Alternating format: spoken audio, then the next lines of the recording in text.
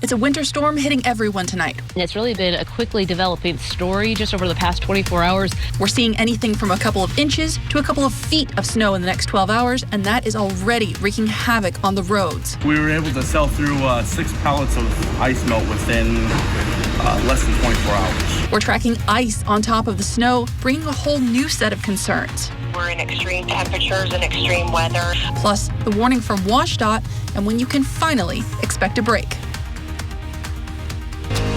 Now, Cap KVUE local news at 5. Good evening. I'm Alyssa Warner. I'm Jason Valentine. Thank you for joining us tonight. Now, we're to have team coverage tonight as the biggest winter storm of the season so far bears down on the entire regions. We'll begin with Madeline Hagan live in Kennewick. Maddie, the snow has already been falling for several hours here in the Tri-Cities.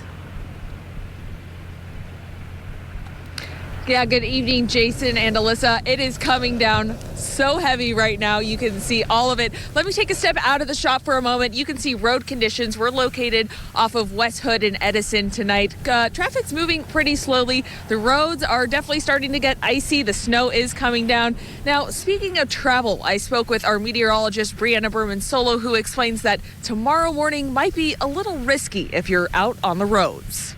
Where the snow falls through the clouds, once it hits a little bit warmer air, we have a warm front coming in tomorrow, it will melt into plain old rain, which on its own, rain is not a bad thing. But our temperatures on the ground are going to be so cold that rain will freeze instantly, creating a layer of ice on whatever it touches.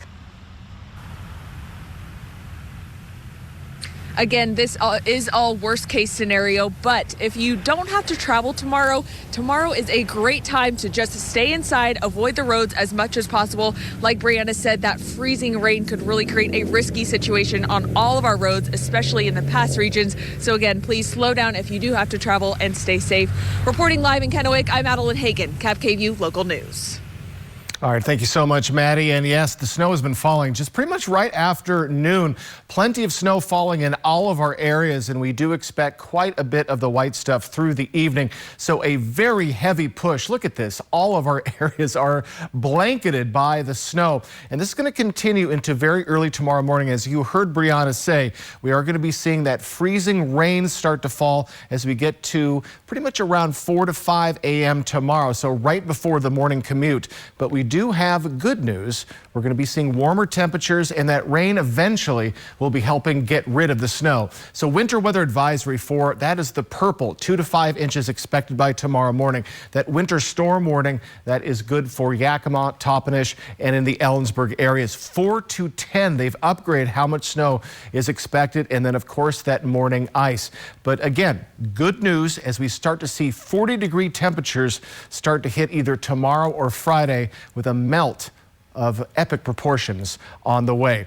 And folks, we're going to see a lot of closures and a lot of delays tomorrow. So go to our website, yaktrinews.com. On the top, you see school closures. That is updated constantly. It will be throughout the morning. And you can also go to Good Morning Northwest starting at 5 a.m. tomorrow for the latest on the weather, the ice, and all the closures. Thanks, Jason. And with this freezing weather, officials with Benton PUD are warning you to be prepared in case of power outages. One of their biggest energy-saving tips is to check your thermostat. 68 is the recommended temperature for inside your home. Officials say this will let you maintain a nice temperature while you're using less energy. They also say if the power goes out and you're going to use a generator, be careful, never use it inside. There's always a chance of an outage. You don't know what's going to happen. Again, we're in extreme temperatures and extreme weather. Our crews are prepared, and they're ready to respond. We're just asking our customers to be safe and be prepared. Now, coming up tonight at 6, we will be live with what you should have with you in case the power does go out in this winter storm. Ice is also going to be a big concern on the roads. We've been talking about that. This is whether or not you can see it. Take a look at this picture from WashDOT. A semi apparently lost control just west of Ellensburg this morning and ended up here, halfway over the guardrail. You can see the road doesn't look that bad, but with the temperatures as cold as they have been, there can easily be ice on the road, even if the snow seems to be mostly gone. And we are expecting freezing rain early tomorrow morning, as you heard, which means you could find yourself like State Patrol Trooper Chris Thorson did this morning. Okay, this is what we call a clue in law enforcement police work. out to your car in the morning and your front windshield looks like this, then the roads may not be in the best condition. Now, less than 2 hours after that, Trooper Thorson posted this picture of a semi-truck crash in Richland on frozen roads. And we see a lot more crashes anytime there's snow and ice. Those conditions, though, also make it harder for first responders to respond safely. Cap KVU's Emily Goodell spoke to law enforcement today. Emily, Yakima is expected to get around a foot of snow. How are the conditions there so far? It is really cold right now, and the snow continues to come down. You can see it right here, and I can see my own breath when I talk. But really, it's bad for the first responders because with the road conditions being so bad, they're having a hard time getting to where they need to go, and they have more calls than usual.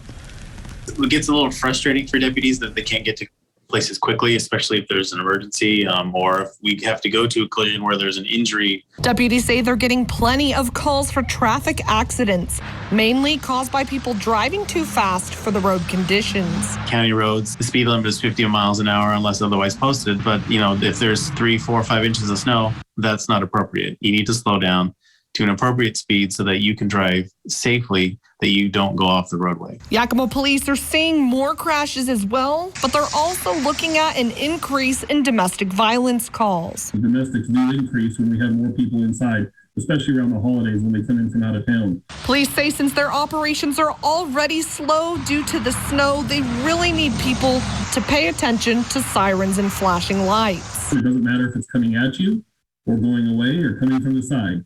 Once you recognize that's the case, you need to pull over to the right and stop. First responders say that small amount of time might make the difference in saving a life, especially for fire trucks and ambulances. It could be something very minor that they need to go to, but it also could be somebody who's having a heart attack or a stroke. It's so important that you get out of their way so that they can get to where they need to go.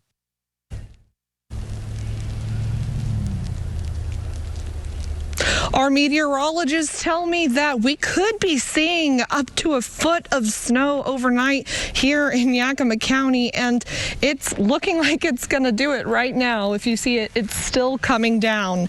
And first responders are saying with the road conditions, they're still going to be bad overnight, so you should take your time, slow down, plan ahead, and stay home if you can. Reporting live from Sela in Yakima County, Emily Goodell, Cap KVU Local News. Thank you for braving the cold, Emily. Well, we talked a moment ago about ice on the roads, but don't discount the snow and wind. Take a look at this video from the Oregon Department of Transportation showing crews trying to get a semi out of a ditch on I-84 earlier today. The Department of Transportation in Oregon and Washington reminding everyone to follow those chain requirements so you don't end up here and facing a huge fine to boot.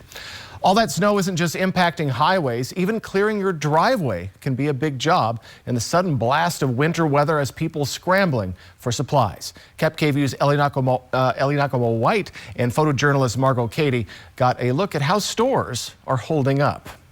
It's going to be terrible. Any more than an inch of snow will be terrible. Yeah, are you prepared? Oh, I think I am. The only thing is I'm short of is salt. Seems like everybody's out of salt. We were able to sell through 6 pallets of ice melt within less than 24 hours. Just crazy busy with ice melt and coarse salt, snow shovels, tube sand. We just ran out of ice melt.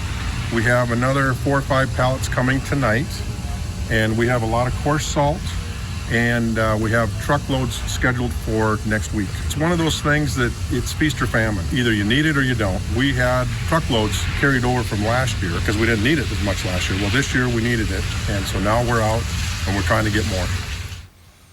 Many locations are expecting more stock throughout the day. We made some calls for you. If you're looking for salt or ice melt, check out our article on yaktrinews.com. Well, snow in the Cascades is expected to get so bad tonight, WashDOT is asking everyone to rethink driving over the mountains. Here's a live look at the ski resort on Snoqualmie Pass. They're expecting a couple of feet of snow by tomorrow, and they say if you can wait to travel, you should, because you're likely going to be facing serious delays if you attempt the trip. And, well, they must have been Nostradamus, because eastbound on Snoqualmie Pass, currently, if we can take a look at our pass conditions, is delayed. Westbound, though, we have traction tires required.